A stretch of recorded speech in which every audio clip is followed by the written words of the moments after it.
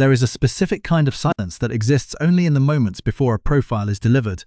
It is the heavy, expectant quiet of a room filled with people who have seen too much, yet refuse to look away.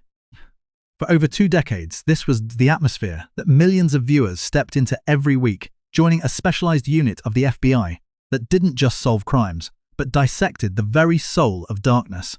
Criminal Minds was never just another police procedural. It was an immersion into the fractures of the human psyche, a journey that made us live inside fear episode after episode, until the team at the Behavior Analysis Unit felt like the only light left in an increasingly shadowed world. We didn't just watch them work, we bonded with them in the trenches, feeling every victory and every devastating loss as if the case files were our own. By the year 2026, the legacy of the BAU has taken on a new, more complex meaning. The show has transitioned from a contemporary hit to a cultural landmark, a definitive map of how we understand the intersection of brilliance and trauma. But as the distance from the original series grows, the stories of the people behind those iconic shields have begun to hit harder than the scripts ever could. We find ourselves looking back at the long hallways of Quantico and wondering about the reality that existed when the directors shouted, "Cut!" The characters we grieved for felt real because the actors poured their own humanity into the roles, creating a bridge between fiction and the often harsh reality of the entertainment industry. There were shocking exits that left fans reeling, behind-the-scenes controversies that changed the course of television history, and careers that exploded from the grit of the profiling room into the prestigious heights of award-winning stardom. Today, we are reopening the case files. This is not a look at the unsubs or the forensic evidence, but a deep dive into the lives of the hunters themselves. We are tracing the paths of the men and women who taught us that to catch a monster, you have to understand exactly what it feels like to be one. From the original moral compasses who set the tone in 2005 to the new faces who carried the torch into a modern era, every member of this cinematic family has a story that continues long after the screen goes black. We are exploring where the team ended up when the cameras stopped, how they navigated the weight of their own fame, and why in 2026 we still find ourselves returning to their stories for comfort. The BAU was a place many of us went when real life felt unsafe, and now it is time to see how those who protected us on screen have fared in the world they left behind. The journey begins with the foundations, the leaders who stood at the edge of the abyss and showed us that while the darkness is vast, it is never invincible. The foundation of any legend is built on the shoulders of those who stood there first, and for the Behavioral Analysis Unit, that foundation was laid with a heavy, quiet intensity that changed the landscape of television forever. When we look back from the vantage point of 2026, the arrival of Jason Gideon in 2005 feels like a haunting prologue to a story that would eventually span decades. Portrayed by the legendary Mandy Patinkin, Gideon wasn't a character who relied on the flash of a badge or the speed of a car chase. He was defined by his weight, not a physical burden, but a psychological one. He brought a sense of haunted empathy to the screen, a feeling that every case he solved left a permanent stain on his conscience. He was 53 when he first stepped into the role, an age where most people are looking for stability. Yet, Gideon was a man whose mind never truly found rest. He made profiling feel less like a clinical exercise in catching monsters and more like a desperate attempt to survive the things he had seen. This is precisely why his sudden exit from the series still carries a sting for the fandom 2 decades later. It wasn't just that the team lost a leader, it was that the viewers lost a specific kind of calm, an intellectual anchor in a sea of chaos. Patinkin, already a Tony-winning stage force and an Emmy winner long before he walked the halls of the BAU, proved once again why he is a face audiences trust. By 2026, at the age of 74, his legacy is crystallized not just by his time in Quantico, but by his later iconic turn as Saul Berenson in Homeland, where he showed that true intensity doesn't require raising one's voice. Gideon's memory remains a reminder that sometimes the strongest among us are those who feel everything and still choose to show up, even when the cost is nearly too much to bear, when the vacancy left by Gideon threatened to destabilize the team's rhythm. The series introduced a different kind of authority in 2007 with the arrival of David Rossi. Portrayed by Joe Mantegna, Rossi brought a seasoned, lived-in experience that shifted the emotional temperature of the office. He was a veteran profiler returning to unfinished business, a man who didn't carry the same mystical mystery as his predecessor, but instead offered a steady voice and old-school instincts. At 60 years old when he joined, Mantegna infused Rossi with a warmth that only comes after a person has learned how grief actually works. He was the profiler who had survived the long career of darkness and still managed to believe that people were worth the effort of saving. Outside the grim confines of the BAU, Mantegna's own life is a fascinating map of pop culture history. A Tony Award winner on the stage with film roles stretching back through the decades, he also maintained a second, parallel legacy as the voice of Fat Tony on The Simpsons. This duality is what made Rossi feel so grounded. There was a sense of a full life being lived beyond the crime scenes. Now, in 2026, as Mantegna reaches the age of 79, the character of Rossi stands as a testament to the idea that longevity isn't about being unbreakable. It is about the art of carrying the job without letting it hollow out the core of who you are, a lesson that resonated deeply with a generation of viewers watching the world grow more complex around them. Standing at the center of this evolving team was the unit chief, Aaron Hochner, a man who led through a lens of absolute discipline rather than dramatic flair. Thomas Gibson portrayed Hochner with a restraint that became the show's moral North Star. Born in South Carolina and entering the series at age 43, Gibson created a character defined by a specific kind of silence, the calm voice in the middle of a literal nightmare. He was the adult in a room full of chaos, carrying the heavy mantle of responsibility the way others carry a hidden sorrow, quietly, constantly, and entirely alone. He never asked for applause, and he never wavered in his focus, which is why his presence hit the audience so hard. He represented the stability we all crave when things fall apart. However, the story of Hochner is inseparable from the real-world narrative of Thomas Gibson's departure, an event that became a massive point of discussion and changed the emotional landscape for those who had followed the show from day one. By 2026, at the age of 64, the image of Hoch remains a powerful reminder that not every hero is loud or seeking the spotlight. Some heroes are simply the ones who keep the rest of the team standing when the floor beneath them begins to crumble, and his absence served to highlight just how much he had been holding together, while the leadership provided the structure. The raw energy of the fieldwork often fell to Derek Morgan, the fearless agent who ran toward the danger like it was a personal debt he was determined to collect. Shemar Moore was 35 when he took on the role in 2005, and he immediately brought a visceral, physical presence to the screen.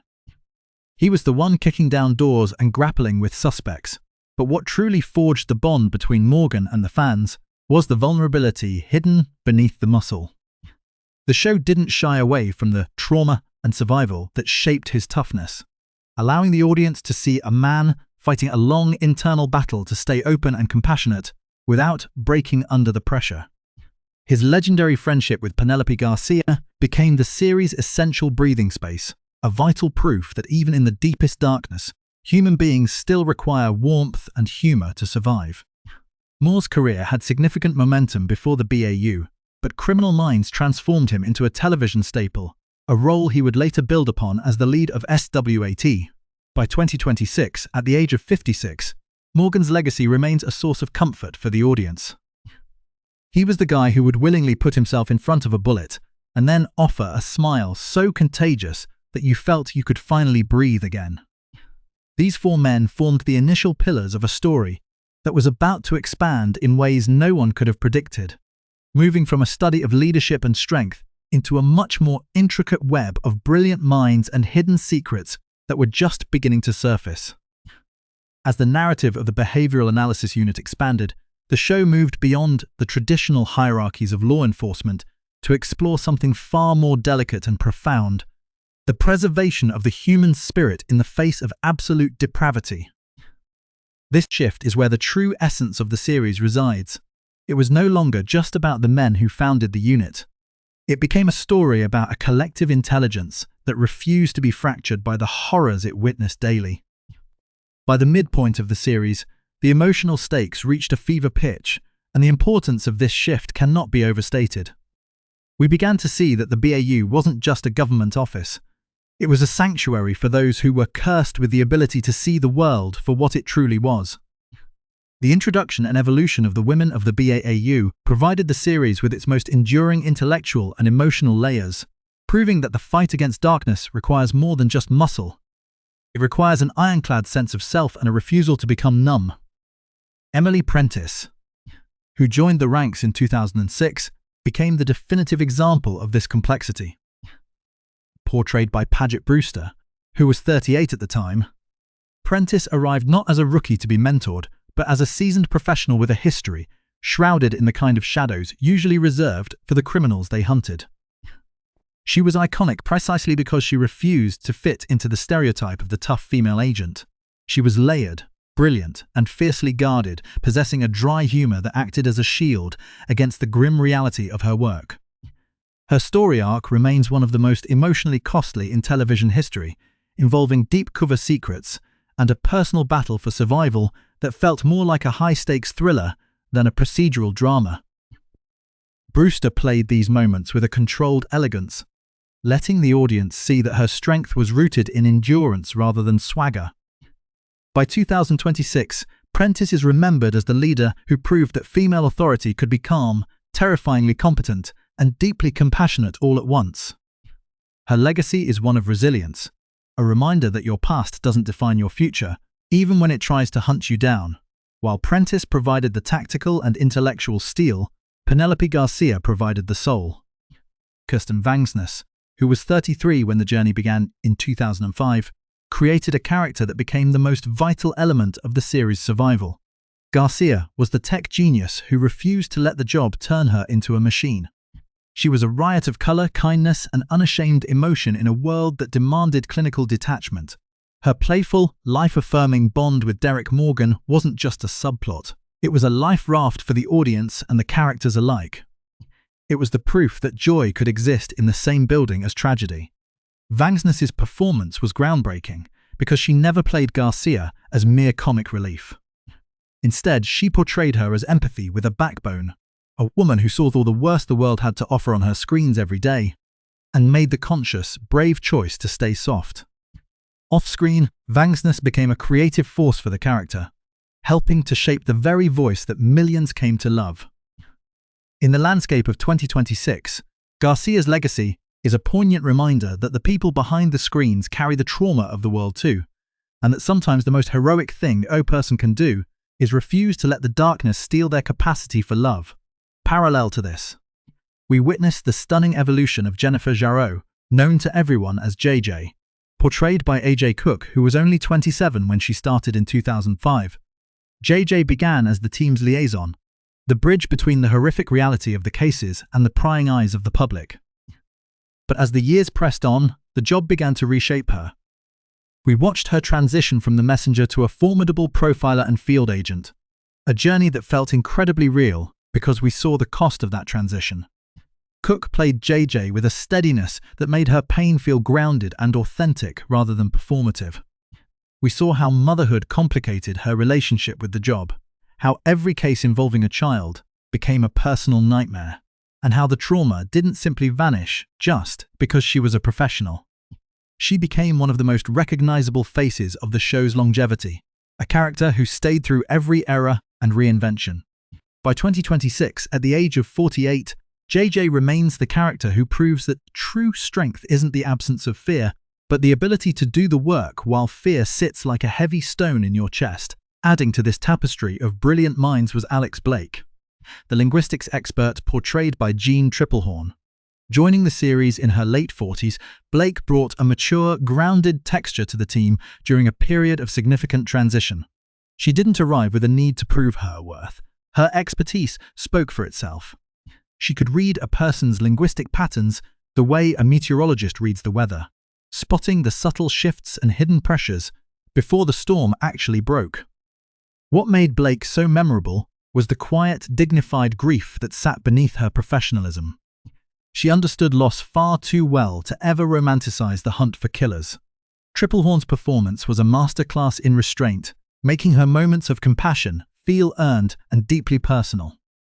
By 2026, she is remembered as a reminder that the strongest voices are often the ones that don't need to shout to be heard.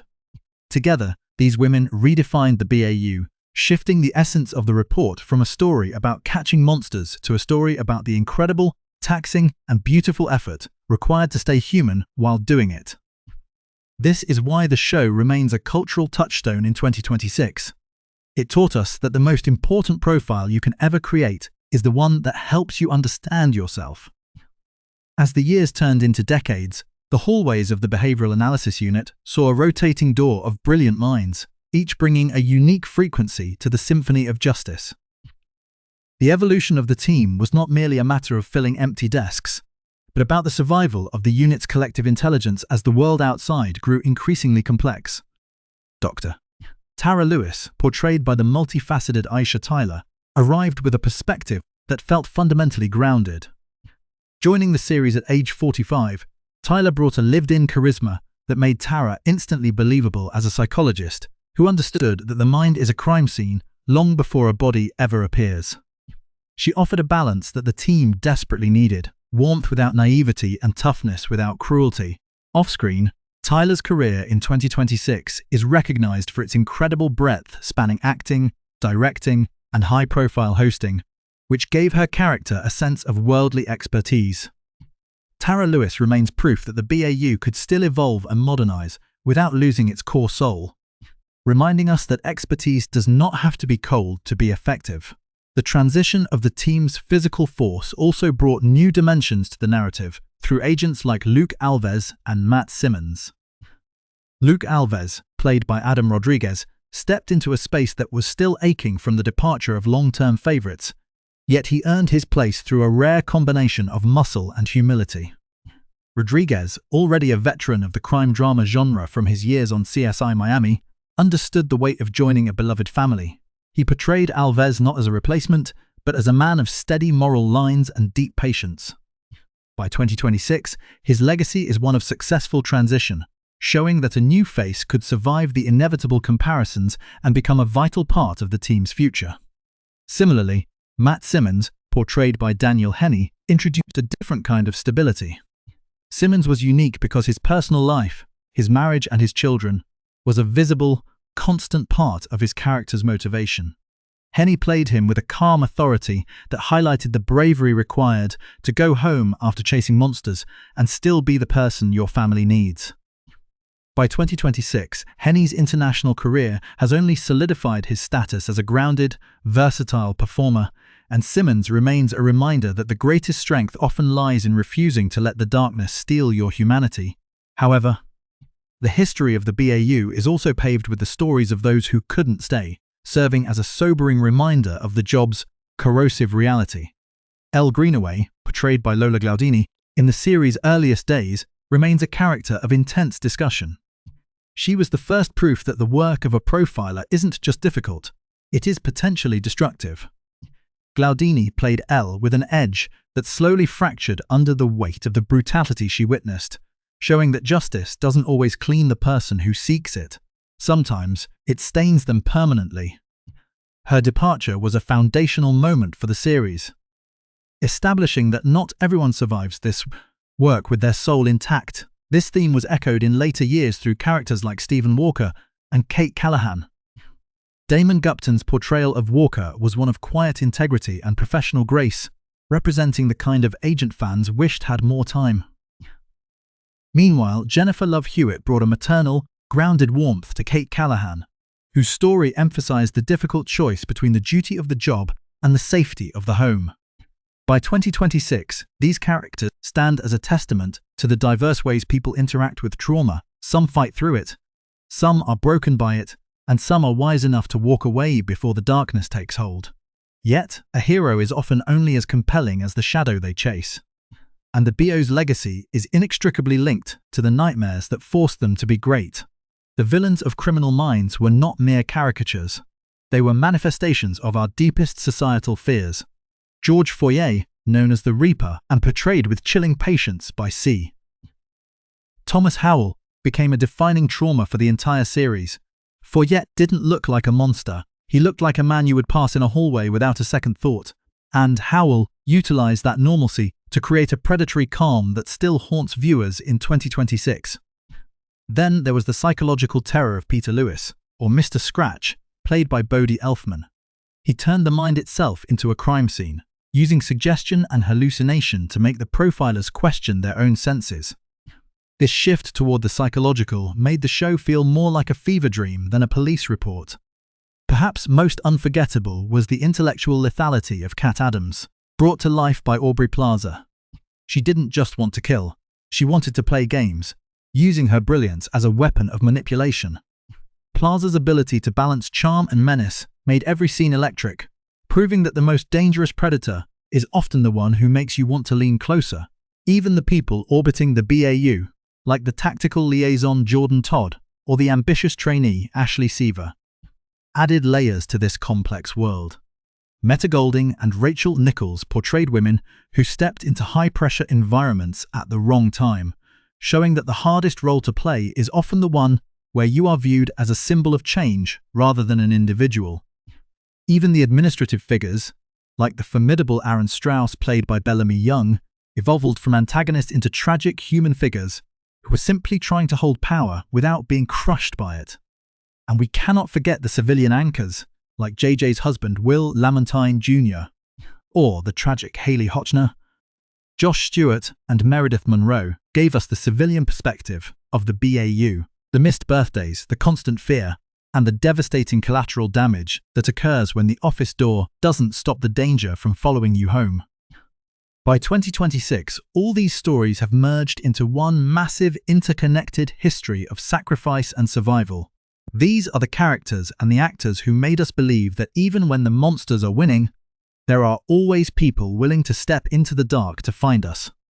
But as we reach the final files of this report, we must look at the one figure who truly carried the weight of the show's intellectual heart, the genius whose journey became the ultimate bridge between innocence and the abyss. If the Behavioral Analysis Unit was a body, then Dr. Spencer Reid was undoubtedly its heart, a heart that was frequently bruised but never quite broken. Portrayed by Matthew Gray Gubler, who was only 25 years old when the series debuted in 2005, Reid was never the typical federal agent. He didn't carry the physical imposingness of Morgan or the stoic command of Hotchner. Instead, his power was found in the vast labyrinthine corridors of his mind. He was a genius who carried his innocence like an open wound, a man of language, memory, and logic who was forced to navigate a world that often lacked all three. For many viewers, Reid was the character they felt most protective of, the one who represented the part of us that stayed sensitive even when the world demanded we harden our hearts. Gubler played Reid with an almost childlike openness, making every blow he endured, whether it was physical torture, the loss of a lover, or the psychological strain of a prison stint, hit the audience with a visceral, personal force. By 2026, the legacy of Spencer Reid has become a rare benchmark in television history, proving that intelligence does not have to be cold, and that vulnerability is not a synonym for weakness. The journey of Spencer Reid was one of constant, often brutal, evolution. We watched as the shy, socially awkward young man who relied on his books grew into a seasoned profiler who understood the darkest corners of human nature better than anyone. Yet, despite the tragedies that piled up in his case files, he remained the team's moral center. Off-screen, Matthew Gray Gubler's career followed a path as unique and multifaceted as the character he portrayed. By 2026, he has branched out far beyond the confines of the BAU, establishing himself as a distinctive voice in directing, a celebrated artist, and an author with a cult following that rivals the show's own fanbase. His creative energy, often described as whimsical and deeply empathetic, served as a fascinating contrast to the grim reality of Criminal Minds. For the fans, seeing Gubler flourish in his artistic pursuits felt like a victory for Reid himself, a sign that a person could indeed look into the abyss and come out the other side with their imagination and kindness intact. At 46 years old in 2026, his presence in the industry remains a reminder that the most enduring characters are those who allow us to see their humanity through the cracks in their brilliance. As we close the final chapter of this report, we are left with the realization that the enduring power of Criminal Minds was never really about the crimes. It was about the sanctuary the team created for each other, and, by extension, for us. The BAU wasn't just a group of colleagues. It was a chosen family that stood as a barricade against a world that often felt incomprehensible. By 2026, the cast has moved in a dozen different directions. Some have become award-winning giants of the stage and screen. Some have faced the harsh glare of public controversy and sudden departures, and others have stepped away from the spotlight to find peace in their lives. They worked so hard to maintain while the cameras were rolling. But regardless of where they are now, the imprint they left on the cultural landscape is permanent. They taught us that while we cannot always stop the darkness from coming, we can choose who we stand with when the lights go out. They showed us that profiling isn't just about finding the monster. It's about finding the strength to keep walking toward the light. The legacy of these characters continues to resonate because they reflected our own struggles with trauma, loss, and the desperate need for connection. In 2026, we still find ourselves revisiting these old case files, not because we want to see the horrors again, but because we want to see the faces of the people who promised to catch us if we fell. Characters like Hotch, Morgan, Prentice, and Reed feel like unfinished grief for some and old friends for others, because for 15 years, they were the ones who stayed awake so we could sleep. They represented a world where the good guys didn't always win easily, but they never stopped trying, and in an era where certainty is hard to come by, that persistence is a form of heroism we still crave. The actors who brought them to life gave us more than just a television show. They gave us a place to belong when real life felt too heavy to carry alone. Ultimately, the story of the Criminal Minds cast is a story of endurance. From the early days of Jason Gideon's haunted silence to the modern brilliance of Tara Lewis and Luke Alvers, the series proved that the human spirit is remarkably resilient. As we look at where the team ended up in 2026, we see a collection of lives that were changed forever by the work they did. They are a reminder that the roles we play and the stories we tell have the power to shape who we are long after the final script is filed away. The BAU was a place built on the idea that every mind matters, and as we sign off on this investigation into their lives, that lesson remains the most important profile of all.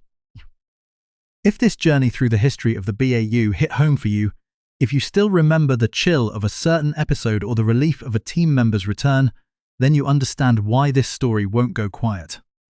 Like, subscribe, and join the conversation in the comments below.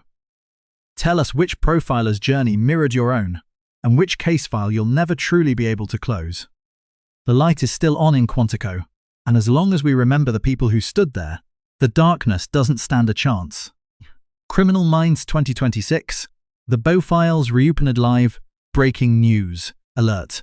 Criminal Minds Evolution Season 19 is officially set to debut on May 28, 2026, on Paramount+.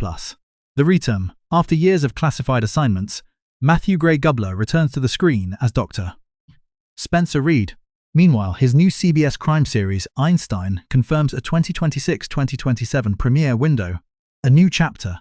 A.J. Cook reveals a dramatic shift for J.J. Jarreau, as the character navigates a high-stakes investigation while transitioning into life as a single mother. SWAT wrap. Shemar Moore concludes filming for the highly anticipated spin-off SWAT. Exiles. The action star also makes a shocking multi-episode return to The Young and the Restless, milestone rechecked. Paramount Plus officially renews the franchise for a 20th season ahead of the May premiere, securing the BAU's presence through 2027. The BAU wasn't just a team, it was a sanctuary. In 2026, the hunt continues, but the scars are deeper than ever. Cast member 2026 status key Project Joe Mantegna active, main cast. Evolution Season 19, lead Einstein C. Shemar Moore lead actor producer S. WAT, Exiles AJ. Cook active, main cast. Evolution Season 19 Paget Brewster active, section chief. Evolution Season 19 Kirsten Vangsness active, tech genius.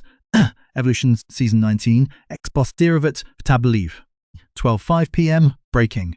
Official Season 19 trailer reveals the fan as the team's most dangerous unsub to date.